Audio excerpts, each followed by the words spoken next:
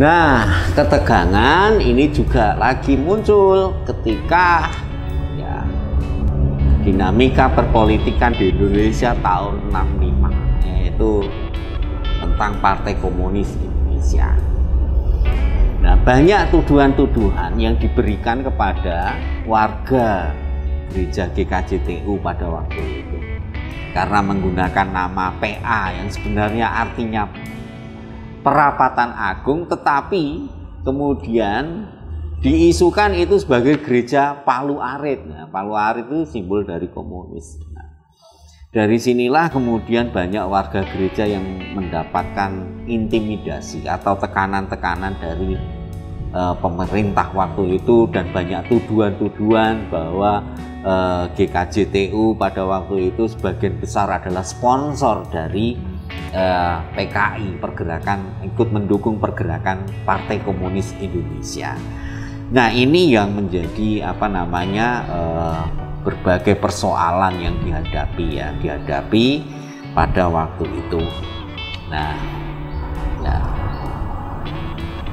ada beberapa guru Injil yang sebenarnya pernah melayani di Wonorejo. Nah, ini jadi kalau melihat siapa saja yang melayani di Wonorejo, itu ada guru Injilnya. Ini orang-orang pribumi semuanya. Yang pertama tentu saja Petrus Sadaya, kemudian Bapak Kepas, kemudian ada lagi Bapak Mangun Ratmoko, ini dari Blora. Kemudian ada Bapak Simeon, ini dari Wonosobo. Kemudian ada Bapak Yunus, ini dari Ambarawa. Kemudian ada Bapak Marto Suwito, ini dari Wonorejo asli. Kemudian ada Bapak Sukamto, kemudian ada Bapak Subroto. Nah, keduanya ini adalah asli dari Wonorejo. Nah, kita melihat nih ya, betapa hubungan gereja satu dengan yang lainnya pada waktu itu cukup kuat. Ternyata guru Injil ini juga datang dari berbagai daerah atau berbagai wilayah yang membantu pelayanan di Wonorejo. Nah, setelah itu ya memang sedikit lambat bagi Wonorejo, jemaat Wonorejo ini untuk mengangkat atau memanggil seorang pendeta. Nah, baru pada tahun 2000 itu jemaat Wonorejo punya inisiatif untuk menabiskan, yaitu pendeta Susana Sumarsih. Susana Sumarsih dari Getas yang aslinya itu dari Semarang gitu ya, untuk menjadi pendeta di Wonorejo. Dan purna pada tahun 2016, dan selanjutnya saya yang meneruskan untuk pelayanan di sini. Nah, itu sekilas tentang GKJTU Wonorejo. Nanti kita bisa bersama belajar tentang sejarah GKJTU ini supaya kita punya pengetahuan dan bisa menghayati betapa perjuangan para pendahulu kita itu sangat luar biasa, dan ini tentu bisa memotivasi bagi kita generasi kaum muda. Jangan sampai melupakan sejarah. Jangan sampai melupakan atau meninggalkan identitas kita sebagai GKJTU yang sebenarnya punya sejarah yang panjang, punya sejarah yang sangat luar biasa.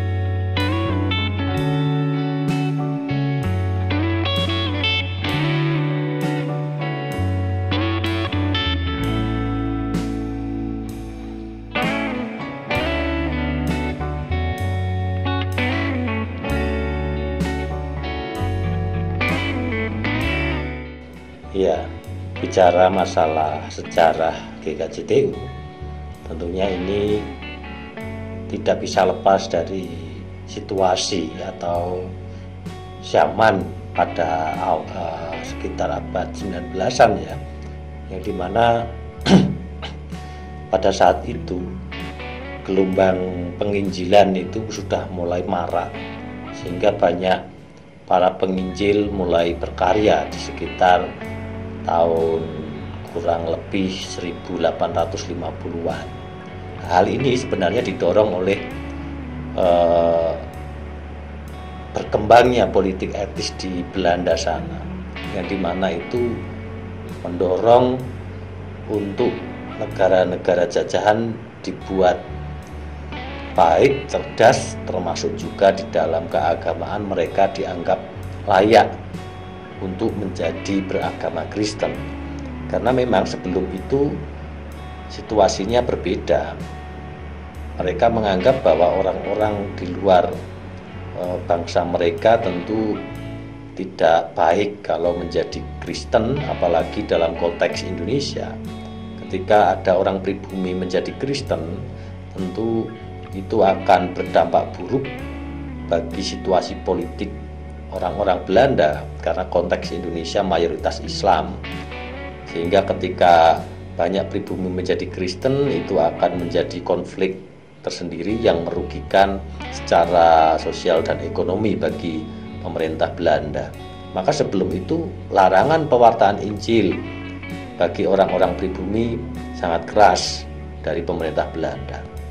Nah, sekitar tahun 1850-an lah itu marak penginjilan terjadi di Indonesia, karena memang sudah dibuka untuk bisa menginjili orang-orang pribumi. Bahkan gereja negara di Belanda yang saat itu juga mengirim misionarisnya dalam lembaga misi mereka, NZG ya. Salah satunya juga di Semarang, itu juga sekitar 1820-an, 30-an itu sudah mulai mereka menginjili orang-orang pribumi, yang nanti kita bahas juga. USU itu membaptis orang pribumi sekitar 1830-an atau 20-an ya. Itu mereka di Semarang. Nah, GKJTU menarik karena yang menginjili bukan dari lembaga misi gereja dari Belanda. Jadi dia bukan dari orang-orang resmi yang diutus gereja untuk mengartakan Injil, tetapi ada seorang nyonya bernama Ibu Menrov Elizabeth Jacoba. Dia seorang istri dari tentara Belanda, yaitu Tuan Dede Leyul, yang mendapat tugas di Ambarawa ya. Tetapi dia juga punya perkebunan di daerah Simo, sehingga Ibu Elizabeth ini menunggu di Simo sana untuk dengan para pekerjanya, dan para pekerja ini adalah orang-orang pribumi. Tadi saya sudah katakan, pada tahun itu pewartaan Injil itu menjadi sebuah gerakan zaman ya, sehingga Nyonya Elizabeth atau yang dikenal sebagai Nyonya Leyul ini itu terdorong juga untuk mewartakan Injil, sehingga para pekerjanya itu dia ingin sekali menjadi Kristen. Nah, tetapi dia tidak mungkin bisa mewartakan Injil sendiri. Karena apa? Karena memang orang pribumi waktu itu masih takut dengan orang Belanda. Jadi kalau ngobrol itu dia tidak berani menatap muka dari tuannya, apalagi itu orang Belanda. Terlebih pada era sebelumnya, sikap orang Belanda dengan orang pribumi sangat keras, itu membuat takut dan ada jarak tersendiri. Nah, kalau mungkin Bapak Ibu ingat, Raden Ajeng Kartini itu pernah membuat surat yang intinya dia protes kenapa temannya yang komunikasi dengan orang Belanda dengan bahasa Belanda justru mendapat hukuman. Nah, ini menggambarkan situasi yang memang berjarak jauh antara orang Belanda dan pribumi yang tidak bisa berkomunikasi dengan baik. Nah, dari kesadaran itulah Nyonya Leyul ini minta pertolongan dari Jalesma yang ada di Mojowarno, yang dimana di sana dia sudah melayani sebuah gereja, tetapi belum bernama gereja yang saat ini ada di Indonesia, tetapi itu menjadi cikal bakal dari GKJW ya. Dia memiliki banyak murid di sana. Lalu Jalesma mengutus muridnya yaitu Petrus Sedoyo untuk membantu Nyonya Elizabeth ini di daerah Simo. Nah, Petrus inilah atau Petrus Sedoyo inilah yang nanti berkomunikasi dengan para pekerjanya, dan sebelum berkomunikasi itu dia sering ngobrol dulu dengan Nyonya Elizabeth. Nah, yang menarik di sini Petrus Sedoyo itu tidak langsung memerintahkan Injil kepada para pekerjanya, tetapi para buruh yang dalam tanda kutip itu termasuk orang-orang belum terpelajar itu diajari membaca dan menulis. Nah, dari membaca menulis ini rupanya para buruh itu tertarik. Dia mau belajar itu membaca menulis. Nah, lama-kelamaan di situ dia diajari tentang kekristenan. Nah, di sini perlu ada kita catatan khusus ya. Petrus Sedoyo adalah murid Jalesma yang sudah lulus ya. Dia bisa dikatakan sebagai seorang guru Injil. Itu artinya teologianya sudah matang. Dan Nyonya Elizabeth atau Nyonya Leyul tentu background teologinya tidak matang ya. Nah, di sini kita melihat orang pribumi yang berkarya untuk menginjili anak buahnya Nyonya Elizabeth atau Nyonya Leyul itu. Nah, Bapak Ibu, pewartaan Injil ini lama-kelamaan berbuah manis, sehingga pada tahun 1855 dari kelompok yang diwartakan Injil oleh Petrus Sedoyo dari buruhnya Nyonya Elizabeth ini, ada yang mau dibaptis berjumlah 12 orang. Di situ karena yang harus membaptis adalah seorang pendeta, maka Nyonya Leyul meminta pertolongan pendeta dari Semarang, yaitu Tuan Husu. Nah, dia mewartakan Injil di daerah Semarang yang sebelumnya juga sudah membaptis di sana orang pribumi. Dan tahun 1855 ini 12 orang dibaptis di daerah Simo. Nah, menurut saya ini adalah persekutuan awal GKJTU sebagai sebuah gereja, yang artinya sebenarnya di sini kita bisa menjadi pijakan untuk mengenang sejarah GKJTU mulai tahun 1855, karena di situ sudah ada 12 orang dibaptis sebagai sebuah persekutuan gereja. Nah, lama-kelamaan persekutuan ini berkembang dengan baik, sehingga ruang atau tempat di situ dirasa kurang, maka Nyonya Elizabeth dan pendeta Husu yang membaptis di daerah Simo itu mulai mendekati pemerintah meminta izin membuka hutan, dan itu diizinkan, maka dibukalah sebuah perkampungan di mana kemudian disebut daerah itu sebagai Desa Nyemoh. Nah, di Nyemoh ini para warga yang sudah menjadi Kristen berjumlah kurang lebih 50 orang, yang artinya itu cukup besar yang mau bertobat menjadi Kristen ya. Nah, setelah Nyemoh ini berkembang dengan baik, ada sebuah tragedi yang menjadi persoalan dan menurut saya menjadi hal yang kelam juga dalam gereja awal GKJTU ini, yaitu kurang lebih tahun 1857 Nyonya Elizabeth ini harus pulang ke Belanda karena suaminya Tuan Leyul itu sakit, bahkan dalam perjalanan pulang itu meninggal dunia.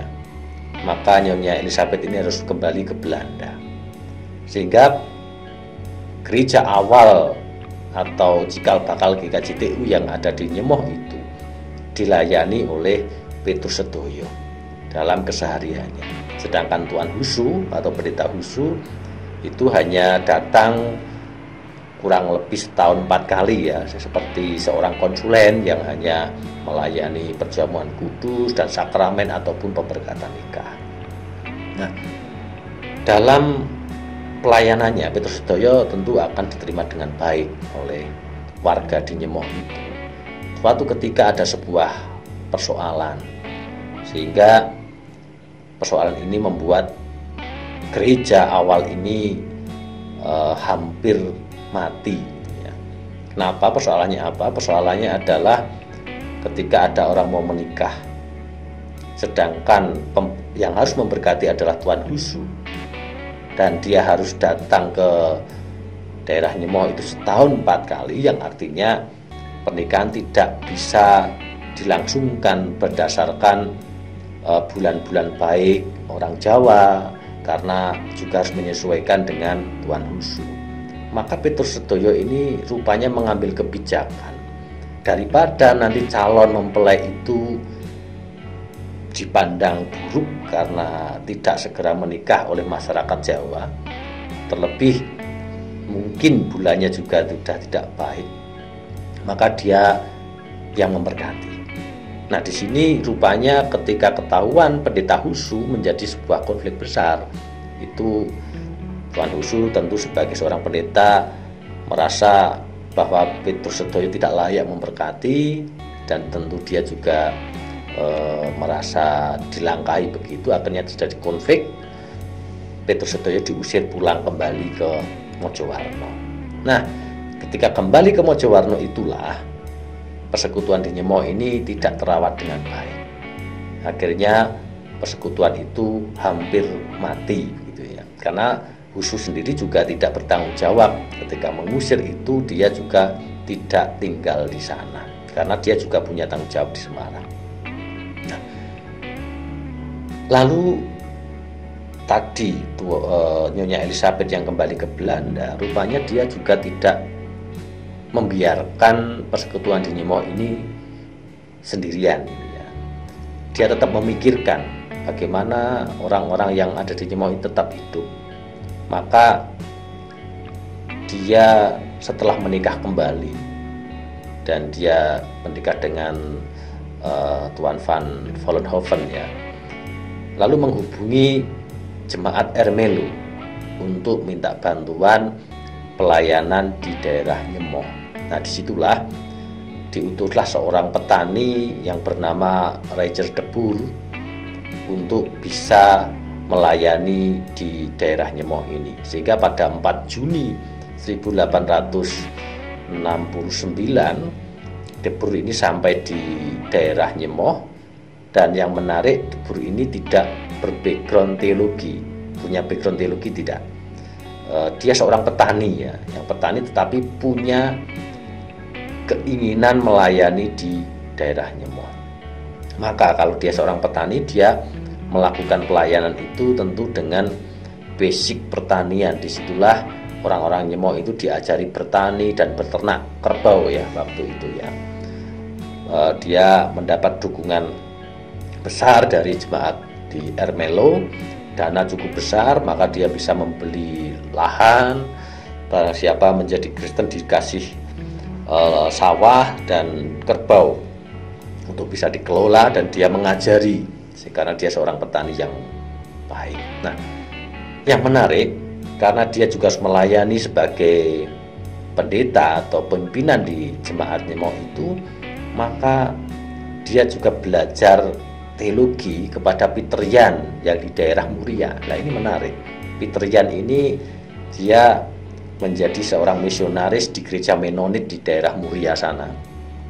Rupanya De Boer belajar di sana. Bahkan ketika istri De Boer meninggal, De Boer menikah dengan anak Peter Yan yang bernama Yohana ya di sana. Lebih lagi ketika waktu itu Peter Yan juga sempat ikut melayani beberapa tahun di Nyemoh. Nah, di sini tentu kita bisa berpikir corak teologi di sana juga mungkin ada nuansa Menonitnya ya.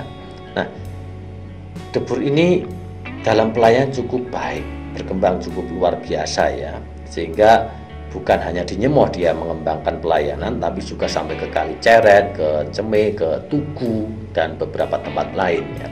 Dan di sini situs itu masih ada gereja-gereja yang dilayani De Boer ini sampai sekarang masih eksis, dan tentu dia juga punya background teologi perlu dilihat lebih dalam apakah sama dengan yang gereja GKJTU lain.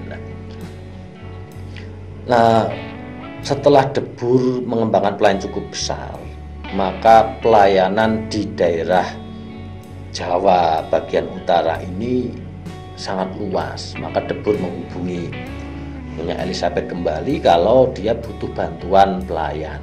Maka Nyonya Elizabeth ini mengupayakan pelayan itu untuk bisa bertambah di daerah Jawa ini.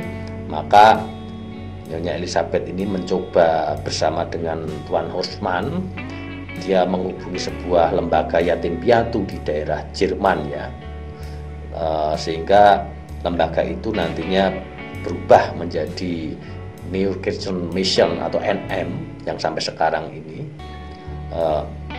Di situ NM mengutus misionaris dari orang Jerman dan orang Belanda, sehingga para pelayan itu diutus untuk membantu pelayanan di daerah sekitar Salatiga ini sampai ke Tugu dan ke beberapa tempat lain di daerah Jawa bagian utara. Nah, karena berkembang juga cukup pesat pelayanan itu, maka pada tahun 1888 para misionaris ini mendirikan perserikatan atau lembaga yang bernama Perserikatan Para Misionaris Salatiga Sending, atau bahasa Belandanya De Bond van Zendelingen de Salatiga Sending. Itu pada bulan Juni ya, tahun 1888. Nah, De Bond van Zendelingen de Salatiga Sending ini dibentuk oleh para misionaris yang diutus NM.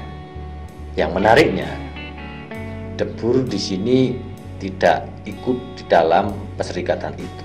Nah, ini ada apa saya juga kurang paham ya. Tetapi para misionaris utusan lembaga yang resmi itulah yang membentuk perserikatan. Nah, di sini GKJTU mengidentifikasi diri perserikatan itu juga cikal bakal atau embrio daripada Sinode GKJTU. Karena apa? Karena pada tanggal 23 Maret 1937 mereka ini mengadakan rapat, lalu disebut sebagai rapat agung ya, yang dimana dia bersepakat membentuk Parpatan Agung yang di bulan April, sehingga pada bulan Maret tahun 37 tanggal 23 itu rapatnya. Lalu di bulan Aprilnya terbentuklah sebuah lembaga Parpatan Agung atau sering dikenal sebagai PA gitu ya. Ini diidentifikasi sebagai cikal bakal Sinode GKJTU. Maka disitulah sampai hari ini GKJTU mengidentifikasi lahirnya tanggal 23 Maret 1937 bertitik tolak dari persidangan Sinode yang tentu di sini kita perlu mengkaji kembali. Yang menarik Bapak Ibu, ketika tahun 1888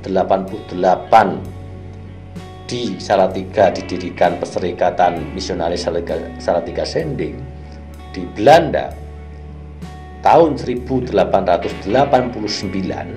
yang artinya setahun kemudian itu didirikan sebuah lembaga untuk mendukung Perserikatan Salatiga Sending yang ada di Salatiga. Jadi ada dua lembaga ini rupanya, satu di Salatiga, yang satu di Belanda. Ya, tujuan lembaga ini adalah untuk menopang, mendukung dan mendoakan lembaga yang ada di Salatiga. Nah, yang menarik, lembaga yang di Salatiga ini mengatakan boleh mendukung, boleh mendoakan, tetapi lembaga itu tidak boleh mengintervensi ya lembaga yang ada di Salatiga. Nah, itu sebuah relasi yang sejajar, sederajat antara yang di Salatiga dan yang ada di Belanda. Nah, di sini perlu dibedakan ya, pendukung yang ada di Belanda sama yang ada di Salatiga, karena beberapa penulis buku salah kaprah Sehingga ada yang mengatakan GKJTU lahirnya dari Belanda, itu juga harus dikoreksi, itu tidak benar. Nah, di sini ada relasi yang cukup baik. Nah, itu alur GKJTU yang menurut saya menjadi garis utamanya. Lalu dalam perkembangannya Bapak Ibu, tadi saya sudah katakan di Semarang itu ada sebuah lembaga penginjilan dari gereja negara di Belanda, NZG, yang dimana pada tahun 1852 Husu yang memang pelayani di sana ini membaptis 10 orang Jawa. Ini baru orang Jawa, karena sebelumnya di sana Kristen sudah ada, tetapi khusus orang Belanda. Pada tahun 1852 orang Jawa pertama kali dibaptiskan di Semarang, tempatnya di daerah, mungkin di daerah Melaten lah di situ ya. Dan beberapa bulan selanjutnya juga dibaptis kembali. Nah, dalam perkembangannya nanti, karena ada sebuah persoalan di daerah gereja-gereja sana, sehingga pewartaan Injil yang orang Tionghoa, orang pribumi dan orang Belanda ini akhirnya memisahkan diri, dan beberapa orang Jawa ini rupanya diserahkan kepada Parapatan Agung atau yang dalam naungan Salatiga Sending yang ada di Salatiga. Sehingga GKJTU awal ini juga mendapat penggabungan dari wilayah yang ada di Semarang yang pernah dilayani oleh Husu gitu ya. Lalu juga dalam perkembangannya di daerah Kendal, daerah sampai di Pemalang sana, khususnya mungkin di daerah Temu Ireng sama Pulau Sari ya, itu dulunya pewartaan Injil yang di sana dilakukan oleh Kiai Sadrah, yang tentu Kiai Sadrah melayani dengan baik di sana, sehingga ketika dia sudah meninggal, anaknya yang menggantikan ini rupanya dekat dengan beberapa misionaris, sehingga banyak pengikut Sadrah dianjurkan oleh anaknya ini untuk dibaptis oleh para misionaris. Di situ menjadi sebuah konflik ya. Ada yang setuju, ada yang tidak. Sehingga yang setuju mereka bergabung dengan beberapa gereja negara waktu itu.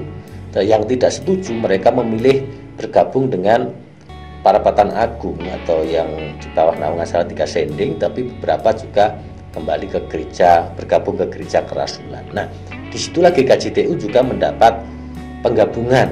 Jadi penggabungan dua kali ya, di daerah Semarang yang pernah dilayani Husu atau dibaptis Husu, dan di daerah Kendal sampai ke Pulau Sari Pemalang sana. Nah, lalu dalam perkembangannya GKJTU tahun 1966,